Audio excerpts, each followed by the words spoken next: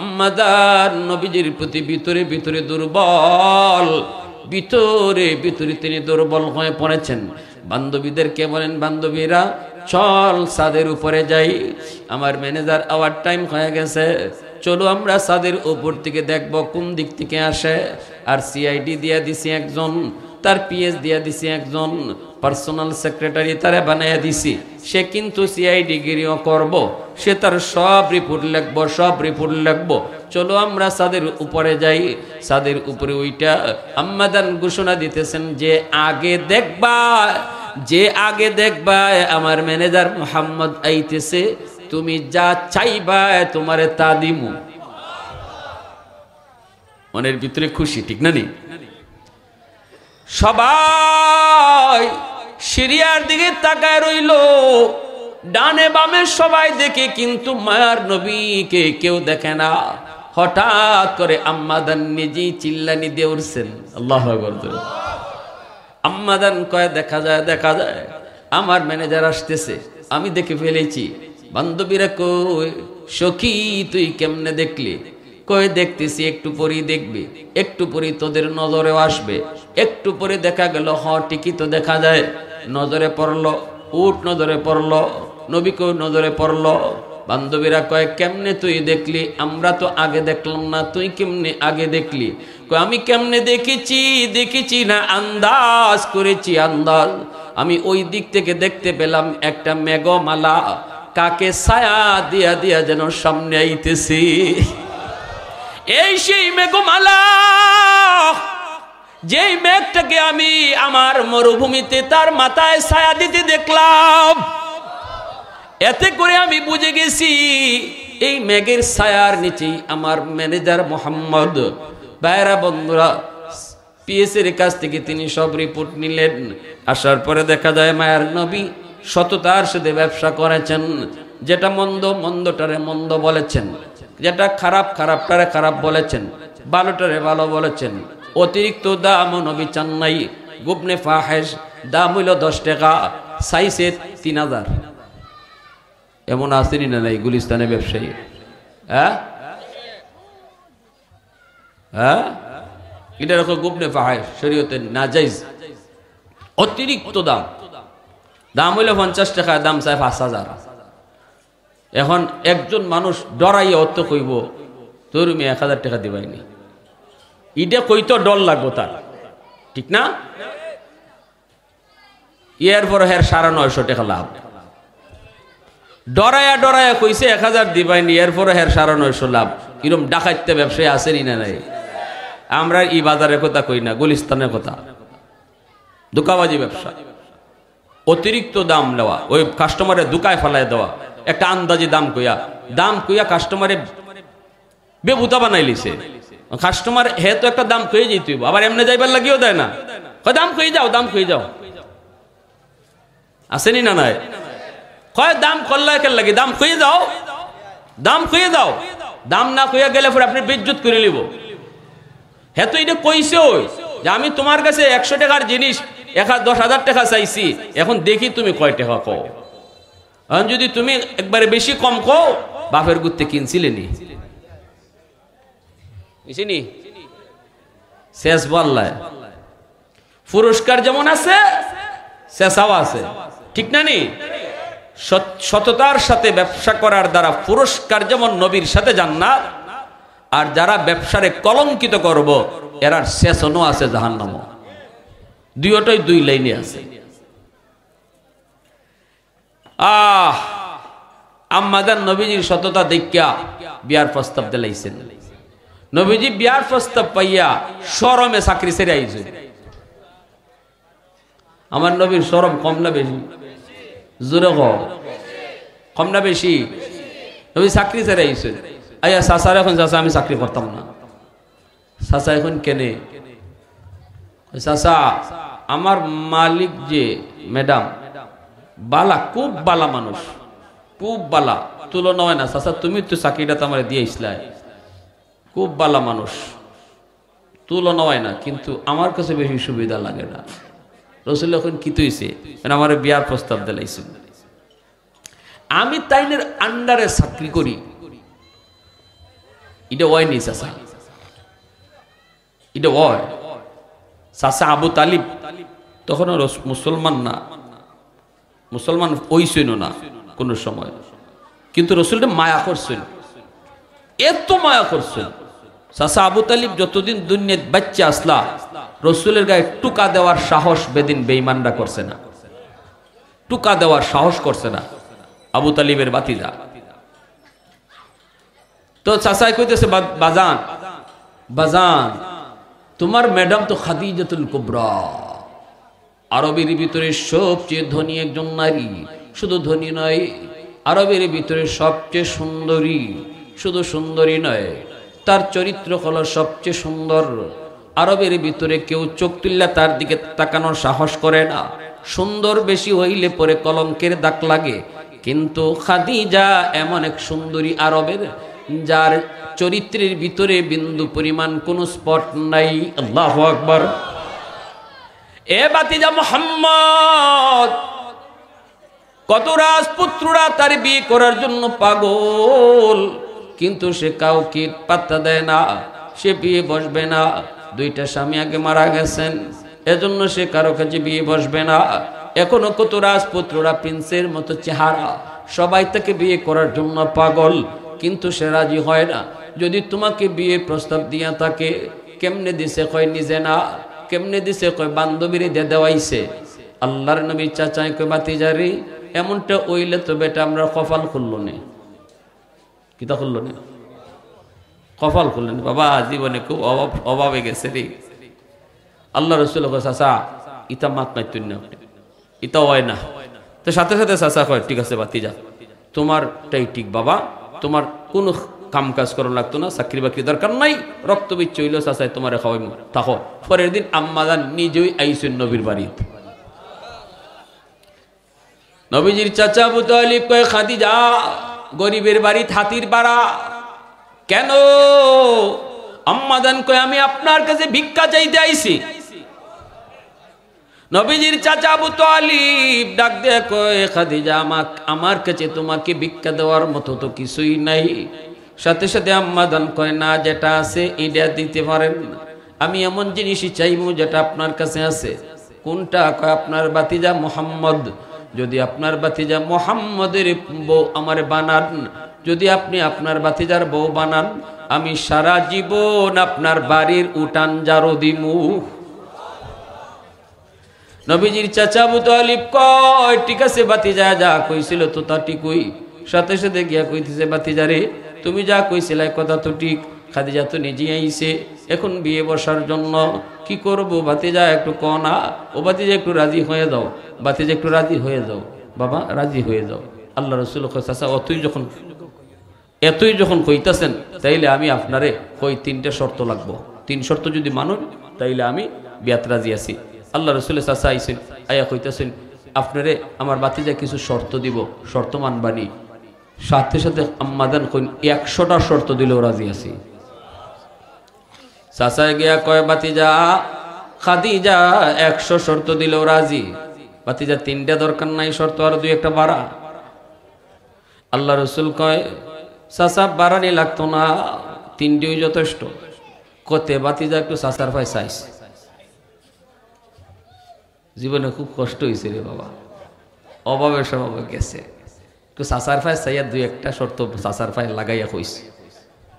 আল্লাহ রসুল আপনি টেনশন করেন না চাচা, সবই কমু। রসুল বই এখানে 1 নম্বর শর্ত, আপনার যত বাড়ি আছে সব যাদের বাড়ি নেই তাদেরকে দিয়ে দিতে হইব।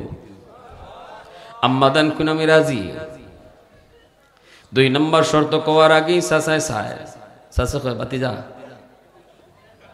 রসুল কইব 2 নম্বর শর্ত হলো আপনার আমার ঘরে যদি আপনি আসেন, আপনি একজন ধনী মহিলা, জীবনে কোনোদিন অভাব টের পান নাই, কোনোদিন বুকা থাকতে হয় নাই, রংমহলে থাকছেন, বড় বড় অট্টালিকার ভিতরে থাকছেন, কিন্তু আমি মুহাম্মদ একজন গরিব, আমার নিজের কোনো গড়ই নেই, আমি চাচার ঘরও থাকি, চাচার ঘরও খাই, আমার চুলাওই নেই।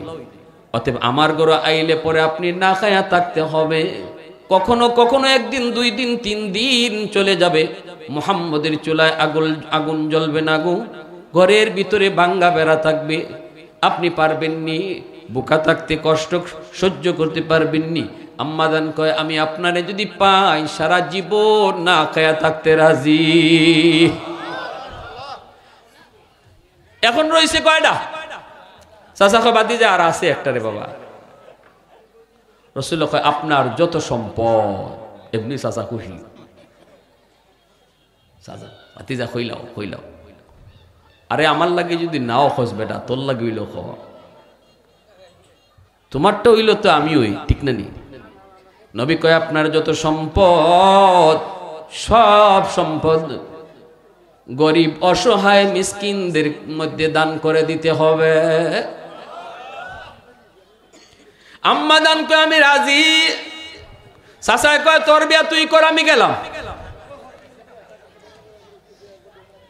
দিনের নবী, মার নবী, রহমতের নবী, তিনি ব্যবসায়ী ছিলেন। আম্মাদান তার সকল সম্পদ নবীর কাছে দিয়ে দিছেন।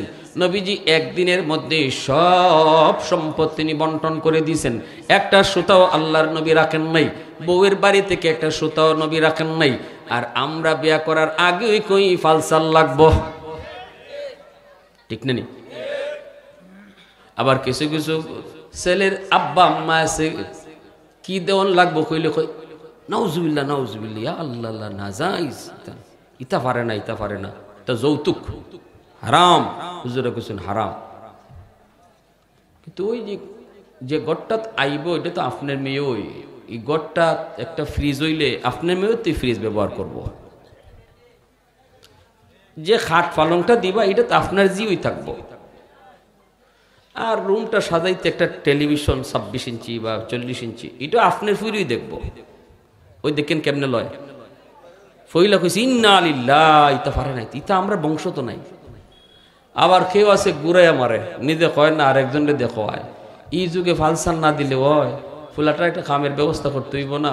সৌদি আরব যাইতো, 7 লাখ টাকা 8 লাখ টাকা লাগবো, টাকাটা দিলে টাকা কামাইবো, এটা তো তোমার জিল লাগি। ওই তুই আকামা ফুলারে বিয়া করা হল লাগে, বিয়া কইরা হোর বাড়ির টাকা দিয়া বিদেশ যাইবো, এরপরে বউ পালতো। আল্লাহ রাসূল সাল্লাল্লাহু আলাইহি ওয়াসাল্লাম সাফ সাফ বুঝাই দিয়েছেন আপনারা কোন যৌতুক নেওয়া হালাল না হারাম। আওয়াজ আসতে হয়েছে, রুগী আছে মনে হয়, আরো জোরে। হালাল না হারাম? না পাক, এটা না পাক, এটা হারাম, হারাম। যে ঘরে যৌতুক ঢুকবো এই ঘরের মধ্যে বিষাক্ত সাপ হামাইল, সব জ্বালায় যাইব। আমাদের সমাজে কিছু মানুষ আছে এরকম, যখনই কয় ফালসাল লাগবো, বিদেশ দেওয়ান লাগবো, টাকা দেওয়ান লাগবো, তখন ওই মেয়ের বাপে কয় মোহর কতই তো, কয় মোহর হইব 20 লাখ।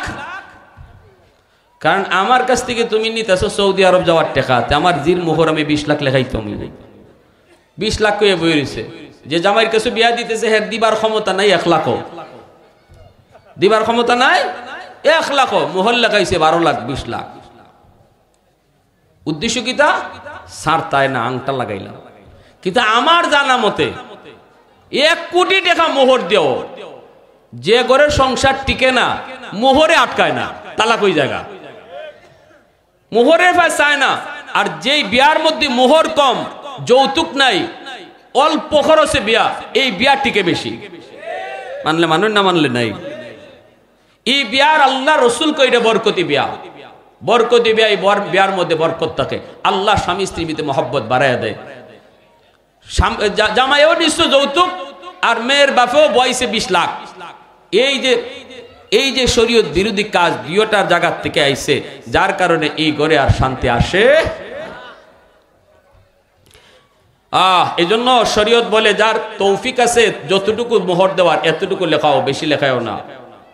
যৌতুক আপনার এই যে মোহরের টাকা পরিশোধ না করে কেউ যদি কবরে যায়, কিয়ামতের ময়দানে পাই টু পাই হিসাব করে বউ আদায় করব। বউয়ের প্রথম মামলাটাই মোহরের মামলা, জামাইয়ের বিরুদ্ধে বউয়ের প্রথম মামলাটাই হবে মোহরের মামলা। আল্লাহ আমার স্বামী আমার মোহরের টাকা না দিয়ে কবরে আইছে, এত আদরের কলিজার টুকরা বউ, এই বউয়ে বহু জামাইরে আল্লাহর আদালতে আসামি বানাইব। বিন্দু পরিমাণ সার পাইতা না, বিন্দু পরিমাণ মায়া নাই, হাসরের মাঠে কোনো মায়া নাই। এজন্য বুঝছে মোহর লিখো, আর যা লেখছো সব টাকা এখন না দিতে পারলো আস্তে আস্তে দিও। আমার ভাইরা যে কথা এখন সামনের দিকে আগাই, আমি বলতেছিলাম এবার শোনেন, ব্যবসা 3 সুরতে তুমি ব্যবসা করো। এক হলো মুশারাকা, আরেক হলো মুদারাবা। মনোযোগ আছে কার কার? একটু হাত তুলে দেখান আল্লাহরে, মনোযোগ আছে কার কার? জোরে কও আমিন। এখন কিছু কথা বলবো, অত্যন্ত গুরুত্বপূর্ণ কথা, কথাগুলো একটু মনোযোগ দিয়ে শুনবেন। ব্যবসায়ী ভাইরা এখানে অনেকে আছেন, একটু মন দিয়ে শুনবেন। আল্লাহ ব্যবসার অনেকগুলি সূরত হালাল করছে, একটা সূরত হারাম করছে। সূরত কয়টা হারাম? জোরে জোরে জোরে। হারাম কয়টা? একটা। আর তিনটা সূরত হালাল, মুশারাকা, মুদারাবা, মুরাবাহা। আর এই তিনটা সূরত হালাল, আরেকটা সূরত আল্লাহ হারাম করছে, এটা হইল সুদ, সুদের ব্যবসা। সুদের ব্যবসাটা হারাম করছে। তাই সব জায়গাতেই আমরা দেখি আল্লাহ যা নিষেধ করে এটা কম, আর ওপেন করে রাখে আল্লাহ বেশি। কিন্তু আমরা এমন চশমা লাগাইছি, আমার নজর খালি যেটা নিষেধ করছে ইবাই যায়, ঠিক না? নি ডাক্তারে কইছে আপনি চিংড়ি মাছ খাইুন না, কারণ আপনি অ্যালার্জি, বাকি সব খায়। হে আইয়া কয় ডাক্তারের কথা মানন যাইতো না, ডাক্তারের কথা মানলে মরি যাবো। কেন, কি হয়েছে? সব নিষেধ করে দিলাইছে। সব নিষেধ করলো, কই তোমার দেখালি চিংড়ি মাছ আর ইলিশ মাছ খাইতে নিষেধ করছে, বাকি তো সব কইল খাইতে। দৌড়মি এই দুইটাতে আমি খাইতাম চাই, হের বলে এই দুইটার ভাই নজর যায়। এই জন্য আইয়া কয় ডাক্তারের কথা মানলে বাঁচন যাইতো না, মরে যাবো। আমাদের সমাজের কিছু মানুষ যারা খালি সুদের দিকে নজর যায়, কসকসে টাকা, কম চিন্তায়, কম শ্রমে, বইয়া বইয়া গড় বইয়া ব্যবসা জমানি যায়, এরার নজর খালি ইবাই যায়। এজন্য এদের তরফ থেকে আইব এই ধরনের কথা। আর হুজুরার কথা হুজুরা কইবই, হুজুরা কথা মান্যা চলন যাইত না। নাউজুবিল্লাহ, জোরে কোন, আরো জোরে কোন নাউজুবিল্লাহ। আমার ভাইরা বন্ধুরা, এজন্য যুবক, এক নাম্বার হলো মুশারাকা। এই যুবক, তিনটা ব্যবসার সূরত তুমি শোনো। এক নাম্বার হলো মুশারাকা। মুশারাকা বলা হয় শরিকানা ব্যবসা, পার্টনারশিপ ব্যবসা। আমি 2 জনে, 3 জনে, 5 জনে, 10 জনে করলাম, যে যে পরিমাণ ইনভেস্ট করব তার এই পরিমাণ লাভ পাইব, ঠিক কিনা? জোরে কোন। যদি লস হয়, যে যে পরিমাণ ইনভেস্ট করছে তার লসও এই পরিমাণ হইব। এটা বুঝানি লাগবো, এটা বুঝানি লাগবো। বুঝলেন? কিন্তু এত লম্বা কথা কোন যেত না, বুঝলেন কম কথায়। 2 নাম্বার হলো মুদারাবা। মুদারাবার সূরত হলো, মুদারাবার সূরত হলো একজনের শ্রম আরেকজনের টেকা, একজনের শ্রম আরেকজনের কিতা।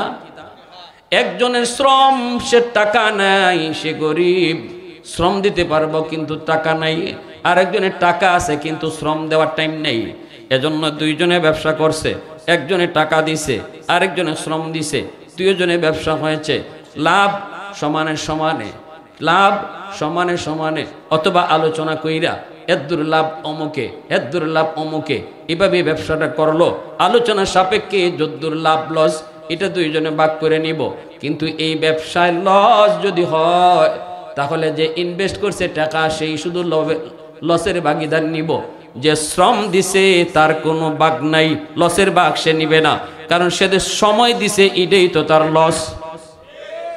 কথাটা বুঝে আসছে? যে সময় দিছে এটাই তো তার লস। এখানে টেকার লসের মধ্যে যে শ্রম দিছে সে আসবে না। ইনভেস্ট যে করছে সে লাভ, লাভের অংশীদার 2 জনে নিব, লসের অংশীদার শুধু একজনে নিব, যে টাকা ইনভেস্ট করছে। শ্রম যে দিছে তার কোনো লসের অংশীদার নাই। এটা হলো বায়ে মুদারাবা। 3 নাম্বার হলো বায়ে মুরাবাহা।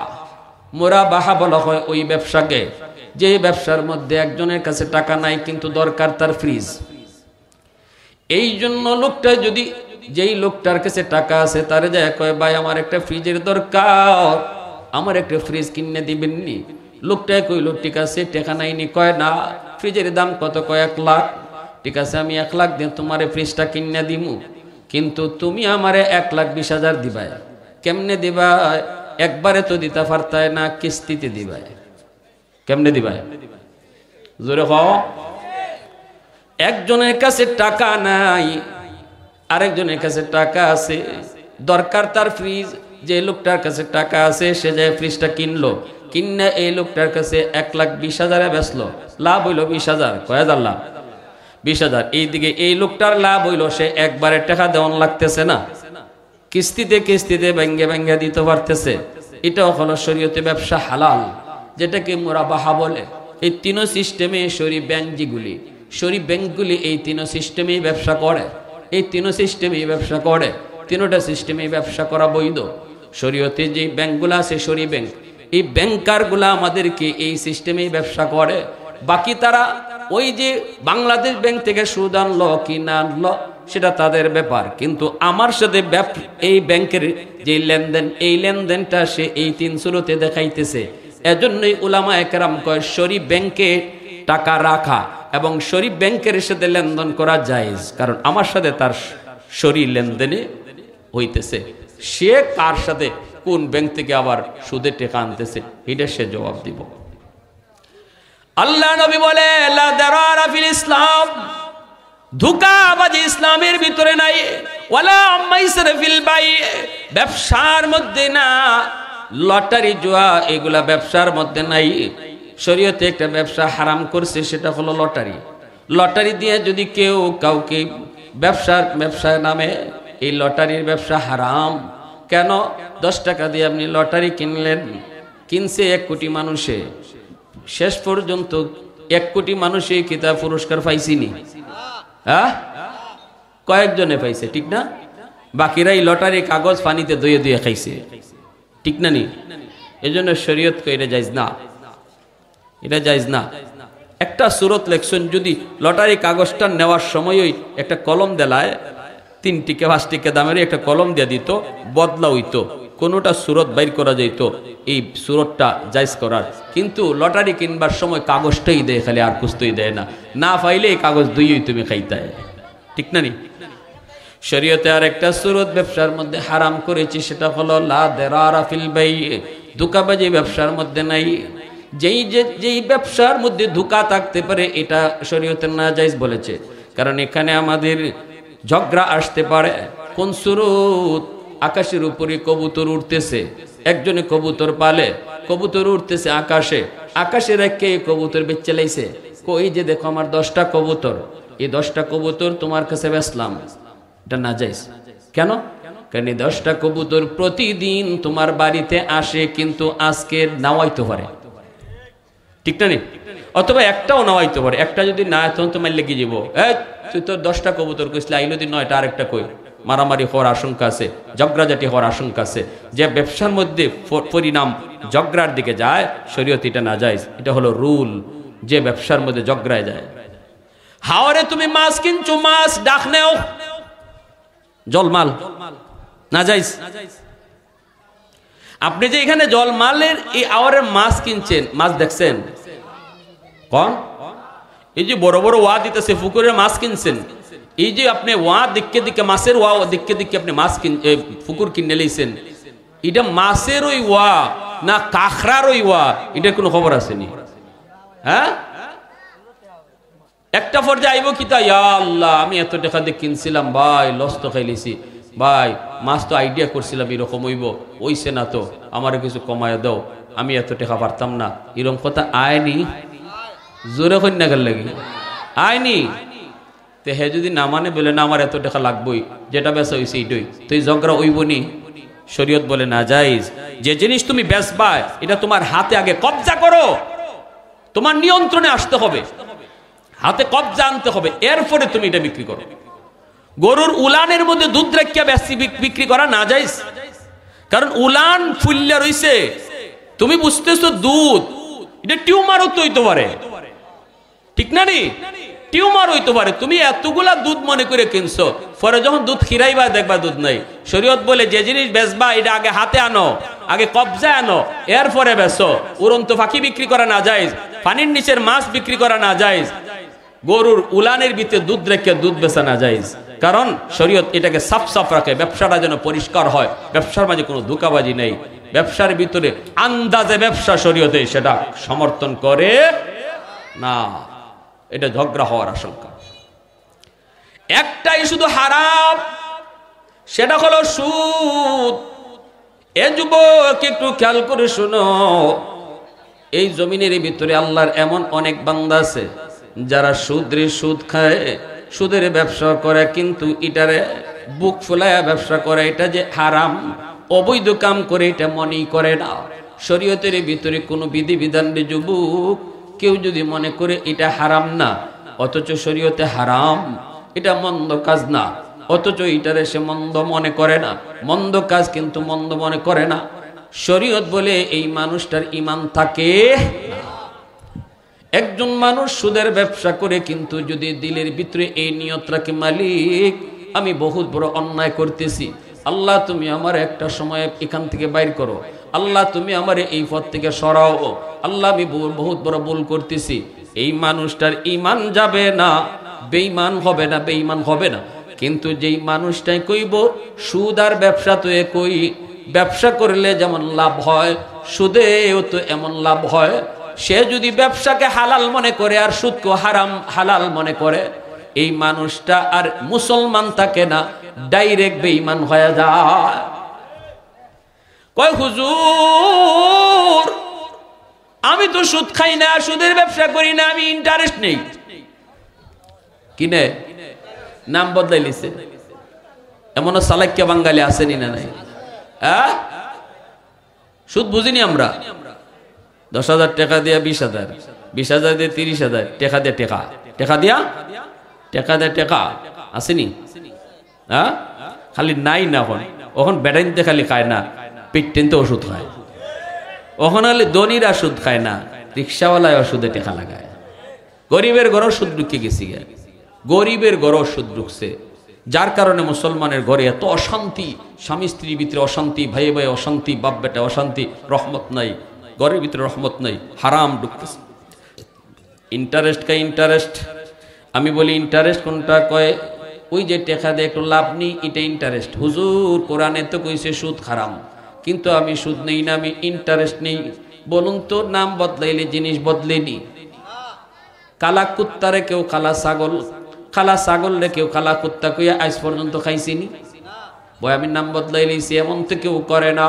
তাহলে বোঝা গেল নাম বদলাইলে জিনিস বদলে না, নাম বদলাইলে কখনো জিনিস বদলে না। ভাইরা বন্ধুরা, আরেকটা নাম বদলাইছে ঘুষের, ঘুষের নাম বদলাইছে। আমি ওই দিন যাই অফিসে যাই শুনছি, কই হুজুর সুদের নাম বদলায় রাখছে ইন্টারেস্ট, কিন্তু ঘুষের নাম বদলায় কি তা রাখছে জানেননি? আমি কই না, এটা তো নাম পাইছি না। কই এটার নাম হইল স্পিড মানি, স্পিড মানি। আমি কইলাম এটা আবার কি? হুজুর ওই যে ফাইলটা আটকে রয়েছে টেবিল, ফাইল লড়ে না, টেবিলের নিচ দিয়ে খালি একটা বান্ডিল দেলাইছে, ওখন ফাইলে দৌড় শুরু করছে। যে টেকায় কামের গতি বাড়ায়, যে টেকায় কামরে আগ্রহে দেয়, এইটা কয় স্পিড মানি, এটা হইল ঘুষ। ঠিক না? নিজরে কই ভাইরা বন্ধুরা, একটু কথা বিবেক দিয়ে শুনো। সুদে ঘুষে যে মানুষগুলা হারাম টাকা করে ঢুকাও, আল্লাহ কিন্তু হাসরের ময়দানে সবার কাছ থেকে জবাব নিবে না রে যুবক, জবাব নিবে শুধু একমাত্র তোমার কাছ থেকে। সুদের টাকা দিয়ে তুমি ঘর বানাইছো, এই ঘরের ভিতরে থাকতেছে 10 জন, হিসাব আল্লাহ 10 জনের কাছ থেকে নিবেন না, হিসাব নিবে একজনের কাছ থেকে, যে সুদের টাকা দিয়ে ঘর বানাইছে, ঘুষের টাকা দিয়ে যে ঘর বানাইছে। সুদের টাকা ঘরের ভিতরে ঢুকায়া তুমি পাতিল বুইরা ভাত রান্না করেছো, 10 জনে খাইলো পাতিলের ভাত, আমি খাইলাম মাত্র 1 প্লেট। আল্লাহ পাক রব্বুল আলামিন পুরা পাতিলের হিসাব 10 জনের কাছ থেকে নিবেন না, হিসাব নিবেন একজনের কাছ থেকে, যে হারাম টাকা ঘরে ঢুকায়া সবাইরে খাওয়াইছে। সবাই যারা খাইছে এরা ফাও ফাও খাইছে, খাইব 10 জনে, হিসাব দিব একজনে। এটা কেডা? এ হইল সুদকুর। এ কেডা? খাইব 10 জনে, হিসাব দিব একজনে, রেডি থাকো সুদকুর। আমি আপনাদের কাছে একটা প্রশ্ন করি, বুক করব সবে, হিসাব দিব আমি একা, খাইব 10 জনে, হিসাব দেওয়ার লাগবো আমার একলা। এটা জানার পরেও যারা হারাম টাকা ঘরে ঢুকাইতেছে আর ফুলা ফান্ডে খাওয়াইতেছে, বউ বাচ্চারে খাওয়াইতেছে, এরা বুদ্ধিমান না বোকা? আওয়াজ আসতে কেন জোর এখন? একবারে দিল থেকে এখন, এরা বুদ্ধিমান না বোকা?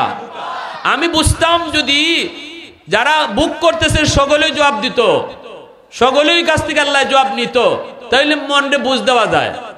কিন্তু খাইব 10 জনে, বুক করব 10 জনে, হিসাব দিব আমি একা। এটা জানার পরেও যে সুদ খাইব, দুনিয়াতে এর মতো আস্থা বলদ আর কেউ নাই, এর মতো বলদ আর কেউ নাই। ভাইয়ের আমার, সুদ করে যে শাস্তির আল্লাহ রসুল কইছেন, বুতুনহুম কাল বুয়ুত ফিহাল হাইয়া তুরা মিন খারিজ বুতুনিহিম, পেটটা ভরা আমি দেখছি সাপে ভরা। মেরাজের রজনীতে জাহান্নামে একদল মানুষের পেট ভরা সাপ। আমি দেখেছি পেটের নারী বুড়ি থেকে সাপগুলা বের হইতেছে, নাকের ছিদ্র দিয়া, মুখের ছিদ্র দিয়া, কানের ছিদ্র দিয়া সাপ বের হইতেছে। আমি জিব্রাইলকে জিজ্ঞেস করলাম, ভাই জিব্রাইল মান হাউলাই, ভাই জিব্রাইল এরা কারা? জিব্রাইল বলেন হাউলাই আকালাতুর রিবা, এরা আপনার উম্মতের ভিতরে যারা সুদখোর, এদের হলো এই শাস্তি। সুদখোরের একটা শাস্তি হইল এটা, পেটের ভিতরে সাপ ভরা থাকবো। আমি আমাদের হবিগঞ্জের একটা বাজার, নাম বলবো না, নাম বললে চিলে ফেলবেন।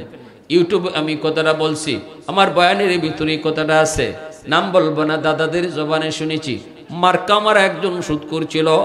এই লোকটা পেটটা মরণের আগে এত বড় হয়ে গেছে। এই লোকটারে নিয়ে যাওয়া হয়েছে সিলেটের নিরাময় পলিক্লিনিক। তখন খালিক ডাক্তার সাহেব দুনিয়ায় জীবিত। যারা বয়স্ক আছেন তারা নাম জানেন, ঠিক না?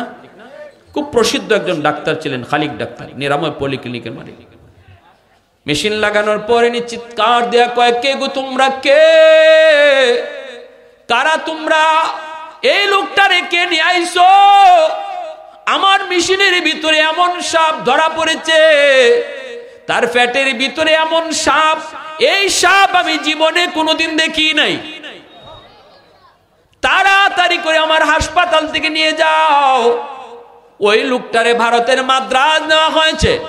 মাদ্রাজের ডাক্তাররাও মেশিন লাগায় কয়, তাড়াতাড়ি ভাগো, এই সাপ বাইর করার মতো কোন যন্ত্র আমাদের কাছে নাই। লোকটারে শেষ পর্যন্ত আনা হলো বাড়িতে, পেটের মধ্যে সাপ লই সে মারা গেল রে যুবক। এই অবস্থায় তারে কবরের মধ্যে রাখা হলো। আমার দাদা যারা আছেন, যিনি নিজে প্রত্যক্ষদর্শী, আজকে আমার দাদা দুনিয়াতে নেই, ইনি কইছে কবরটা দিয়ে কিছু দূর আওয়ার পরে আমরা কবরের ভিতর থেকে একটা আওয়াজ পাইছি, মরমর মরমর একটা আওয়াজ পাইছি, হাড্ডি গুড্ডি গুলা সব যেন কে গুড়া করে ফেলতেছে এমন একটা আওয়াজ পেয়েছি। আল্লাহ পাক সব সময় কবরে আযাব দেখায় না, কিন্তু আল্লাহ মাঝে মাঝে দেখায় আমাদেরকে হুঁশ ফেরানোর জন্য। রে যুবক, এ যুবক, দুনিয়া বেশি দিনের না। কারে খুশি করার লাগে আজকে তুমি হারাম টাকা ঘরে ঢুকাইতেছো, সুদের ব্যবসা কইরা বউ বাচ্চারে খাওয়াইয়া খুশি রাখতেছো। যাদেরকে খুশি করো, একজনও বিপদে তোমার পাশে দাঁড়াবে না। ছেলে কইতো না, মালিক আমার আব্বারে তুমি সাইরা দাও। বউ কইতো না, মালিক আমার স্বামীরে তুমি সাইরা দাও। মায়ও কইতো না, আল্লাহ আমার সন্তানরে তুমি সাইরা দাও। সবাই কইব আমরা কি জানি, আমরা তো জানি না তুই কেমনে টেকা আনছ, কেমনে খাওয়াইছ, তোরটা তুই বুঝ। বউয়ে কইব আমি জানি না কেমনে তুমি টেকা আনছো, কেমনে খাওয়াইছো, দায়িত্ব আছিল তোমার, তুমি জামাই। ফুলাই কইব আব্বা খাওয়ানির দায়িত্ব তোমার, কেমনে আনছো কেমনে খাওয়াইছো এটা তোমারটা তুমি বুঝো, আমরা বুঝি না। এজন্য আল্লাহ কই ইয়াউমা ইয়াফিরুল মারউ মিন আখিহি ওয়া উম্মিহি ওয়া আবিহি ওয়া সাহিবাতিহি ওয়া বানিহি। আল্লাহ কয় হাসরের মাঠে কেউ কারো আপন না। অতএব সুদের ব্যবসা করবো না, হালাল ব্যবসা করবো। কারা কারা একটু হাত উঠে আল্লাহরা দেখাও। আল্লাহ তুমি কবুল করো, সবাই বলি আমিন। যাবতীয় হারামকে হারাম জানবো, যে কাজে জড়িত আছি হারাম কোনো কাজে আল্লাহর কাছে দিলে দিলে তওবা করে নিতাম। রমজান আইসে আল্লাহ আর হারাম কাজে যাইতাম না, হারাম ব্যবসা করতাম না। তওবা কইরা সুদের ব্যবসা ছাইরা দেন। আল্লাহ আমাদের সবাইকে তৌফিক দান করুন, সবাই বলি আমিন। ওয়া আখির।